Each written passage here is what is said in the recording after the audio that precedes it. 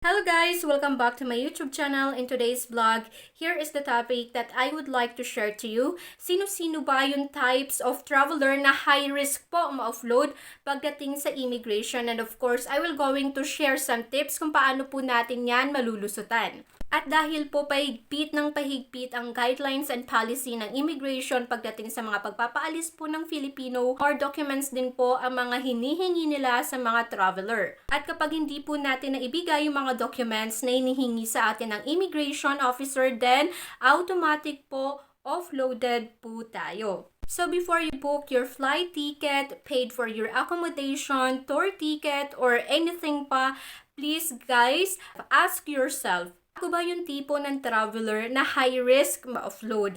After you ask that question to yourself, mapapaisip po kayo, itutuloy ko pa ba or hindi? Immigration officer, they are not entitled to refund yung mga ginastos po ninyo sa inyong travel plan. Hindi po lahat na nagtitake ng risk or naniniwala sa kasabihang bahala na baka mabait naman yung mag-a-assess ng aking documents. Immigration officer na matatapat sa akin, guys, hindi po lahat siniswerte. Kung ikaw po ay natapat doon sa talagang mahigpit na hindi talaga nakikinig sa anything what you explained, then sorry guys, but wala tayong magagawa but to accept the fact that we are offloaded. And to guide you further para hindi po masayang yung inyong effort, time, and excitement, guys, keep watching this video.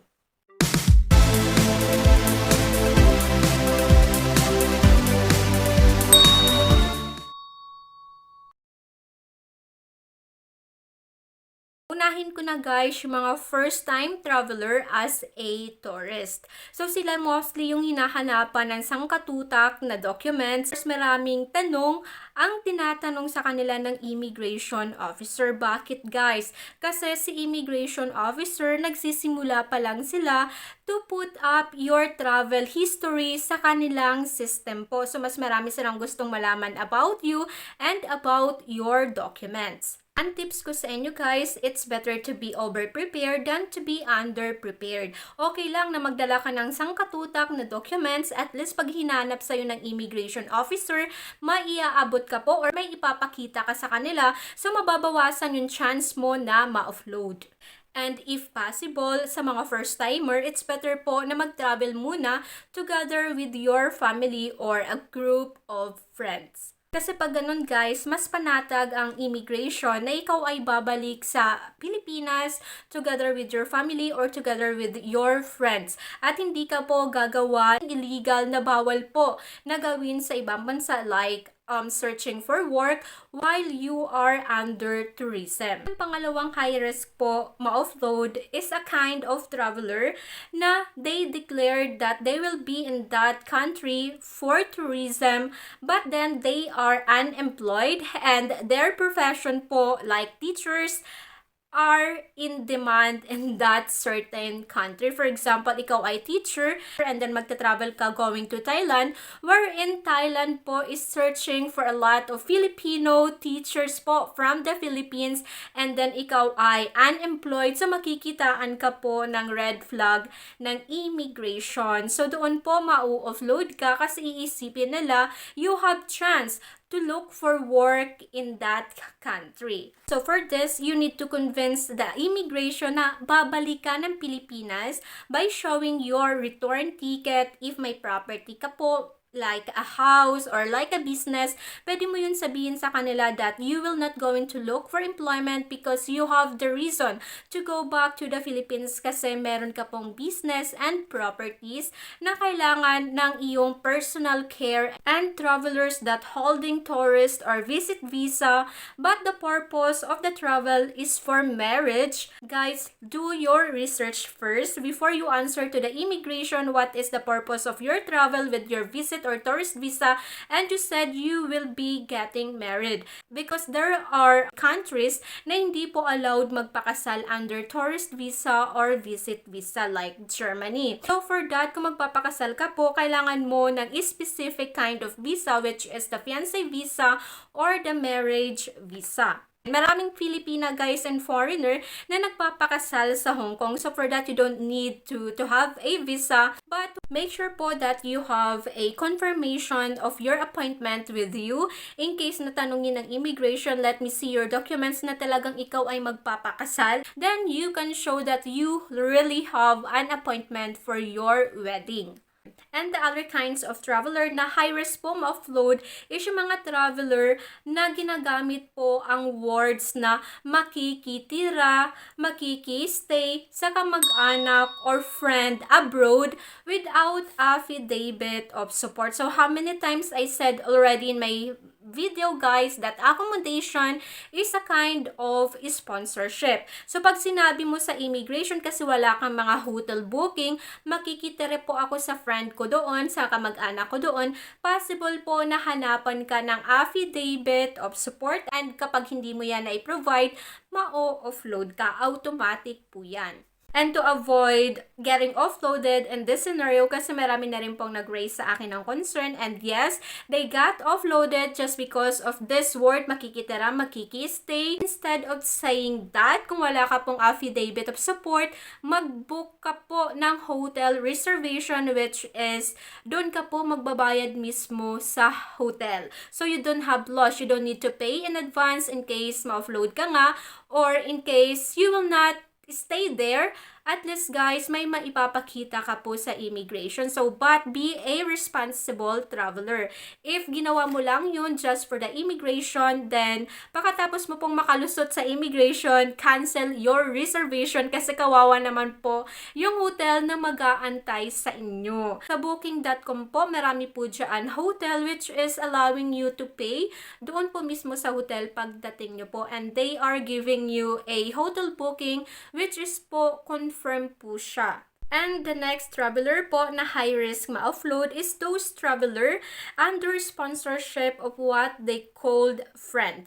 As per rules po kasi ng immigration, they will just going to accept affidavit of support coming from relatives up to 4th degree of consanguinity or by blood relation or by affinity or marriage po. But there are exemption for that. If you are not yet married, at least po meron kayong romantic relationship, then the immigration officer will accept your affidavit of support. But just saying as a friend, nakilala mo lang online or kakakilala nyo lang last month and then he or she become your sponsor, hindi po yun pwede. So, ang tips ko sa inyo guys, if your sponsor, you are related by blood, birth certificate po, yung pinaka-major requirement na hinahanap ng immigration when it comes to proof of relationship. So, dapat birth certificate mo, birth certificate niya, and kung mga magkakasa na po kayo, birth certificate po ng mga magulang nyo, yes po, kasi doon po yan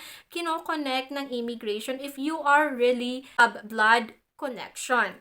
Para naman po doon sa hindi magka-blood related, but with marriage po, so ang magiging proof of relationship nyo is yung inyong marriage certificate. At para naman po doon sa mga unmarried couple na hindi connected by blood, hindi connected by marriage, ang magiging proof of relationship nyo po is yung passport copy ng inyong sponsor and yung mga picture nyo po together. If you are a couple na nag-meet na kayo sa Pilipinas, so mga picture nyo po, i-print nyo na yan sa isang bond paper or mga screenshot ng inyong text messages or ayan, call po. Importante pong meron kayo. So, iwasan nyo po na ipakita yan through cellphone. Kasi ang immigration officer po, they have rights to to scan your phone and maghagilap po ng mga information na ikaka-offload nyo. So, avoid those scenario na mahawakan po ng immigration officer ang inyong cellphone. And the next one, guys, is traveler, which is unemployed. Kasi ang unang iisipin ng immigration, you will going to try to look for work abroad. It seems like employment is very important. And mag-i-stay ka po sa bansa, for example, for 3 months, for 4 months, then the immigration officer will not longer believe in you na ikaw po ay tourist lang talaga. As a tourist to stay so long for 3 months or 4 months, you need to show that you have financial capability or you have a lot of savings to your bank account para sa mga gastos mo po doon abroad. So, paano kung unemployed ka? Anong ipapakita mong savings or source of income? So, wala guys, 'di ba? So, maki-question ka pa ngayon ng immigration, how can you finance yourself abroad if you are unemployed? And the next one guys is traveler without capability to finance their travel expenses. Sasabihin mo sa immigration that you don't have bank account, you don't have savings, you don't have sponsor, but you bring cash with you. Guys, may limitation po ang pagdadala ng cash, which is po hindi po recommended. So, what if manakaw po yan while you are abroad po? Paano ka matutulungan ng kamag-anak mo sa Pilipinas? How can you ask for financial support? So, hindi po mostly advisable yung nagdadala ng cash. So, ang hinahanap po talaga ng immigration as a formal way is a bank certificate or yung credit card, debit card, or any bank card po. And pang pagdadala po ng cash, may limitation kung amount lang po yung dapat nyong dalhin. And you need to declare it pa po sa immigration kung magkano yung cash na dala mo. So, it's not easy guys to bring cash money. So, biro mo magdadala ka ng isang bag ng cash na pera sa biyahe mo. So, bit mo yon. So, di ba hindi siya comfortable. So, may nagsabi sa akin, Miss, pwede ba ako magdala ng 85,000 pesos? Kasi wala po akong bank account. And I said, you still have time. Go in the bank and deposit your money. Mahirap siyang i-depend sa immigration kung bakit wala kang bank account, but meron kang ganung kalaking pera. Saan mo kinuha yung pera na yon? Namungutang ka ba? Nag 5-6 ka ba? And kapag sinabi mo guys na nangutang ka or nag 5-6 ka, offloaded ka. Kasi ayaw po yun ng immigration na yung money na i-spend mo sa ibang bansa is not really yours.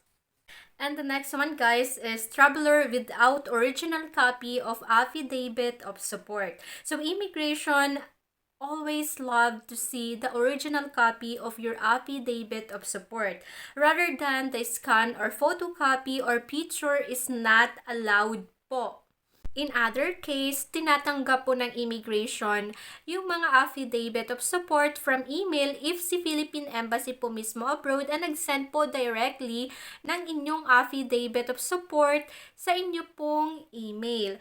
And the next one is traveler who presented dummy return ticket or hotel booking. Guys, sa visa application, okay pa po magpasa ng dummy ticket or hotel booking kasi this is not a mandatory requirements na talagang nire-required tayong mag-book ng flight without knowing kung approve or denied po yung ating visa.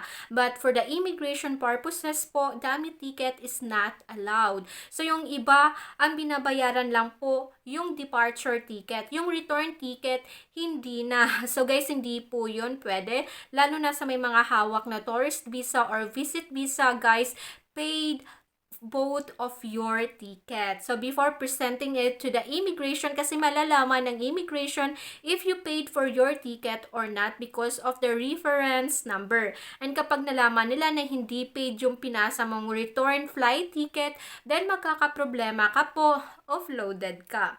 And the next one guys, traveler who required to secure CFO certificate but cannot present it. So avoid presenting fake CFO. Guys, we have 3 different kinds of CFO certificate. Hindi po lang yan isa. They have CFO GCP certificate for those Filipino that have foreign partner, married or unmarried po, regardless po sa visa type na hawak ninyo or regardless po kung free visa country yung pupuntahan ninyo, basta may foreign partner, then kailangan nyo po yan. And para po doon sa mga magmamigrate, CFO PDOS, and para naman po doon sa mga J1 or au pair, may certificate din po para sa inyo. So, bawal po tayong mag-mix ng mga certificate like, dapat PDOS po yung certificate ninyo, and then ang nai-present nyo po is CFO, which is not suited to your visa or not suited to your needs. So, hindi rin po yun pwede. So, pwede rin po yun maging problema and maging dahilan kung bakit kayo na-offload. So, marami pong na-offload this time, guys, kasi po wala silang CFO na mai-present. And the next one is overseas Filipino worker or OFW that cannot present their contract, yung work contract po, or yung tinatawag na Overseas Employment Certificate from the POEA. Kung wala po kayo niyan, guys, and you declare that you are an active OFW, offloaded po kayo, matik po yan. So, pag OFW po, lahat po kailangan mag-present ng OEC or Overseas Employment Certificate. And the next one po is yung mga minor traveler with guardian. So, ibig sabihin po nito, yung mga bata po magta-travel sila na wala or hindi kasama yung mga totoong magulang. Ang kasama po is yung lola or tita or other relatives. So, for this, they need to provide a travel clearance coming from DSWD. Kung wala pong travel clearance, hindi po papayagan umalis yung bata. So, hindi naman po pwedeng kayo lang yung umalis, yung bata po may iwan sa airport. So, sama-sama na po kayong offloaded. And the next one po is traveler who presented affidavit of support not authenticated by the Philippines Embassy or DFA or District Court abroad. Kapag po ang affidavit of support nyo po is manggagaling po sa ibang bansa, executed in other countries, dapat po authenticated po yan, notarized, is not accepted po. Ayan, may nag-raise pa lang sa akin ng concern. So, yung affidavit niya is galing USA, but notary lang po siya ng lawyer, hindi po dinala sa Philippines Embassy, na offload po siya kasi ang sabi po ng immigration, dapat pina-authenticate daw po sa Philippines Embassy doon sa USA, kung saan man po yung location ng kanyang sponsor. Guys, marami na rin akong vlog regarding on this affidavit of support. Kung may tanong po kayo, visit my YouTube channel po. Ayan. So, notary is not enough. So, it should be authenticated. So, tatlo yan, guys, na nag-o-authenticate. Philippine Embassy, Department of Foreign Affairs. Kung wala pong Philippine Embassy doon sa lugar or bansa ninyo, so pwede pong DFA. And kung wala pong parehas, so pwede po doon sa district court na tinatawag nila. And ang susunod po is a traveler that presented passport na malapit na pong mag-expired. So, dapat 6 months po. Kapag nag-under 6 months po yan, mga 3 months na lang yung validity, 4 months, hindi na po pwede, matik po na hindi kayo papayagan lumabas ng bansa. Kaya check your passport po bago kayo mag-travel na may ano pa po siya, at least 6 months validity. And the last one, guys, is that traveler who are not consistent to their answer during an interview. So, paiba-iba ng sagot.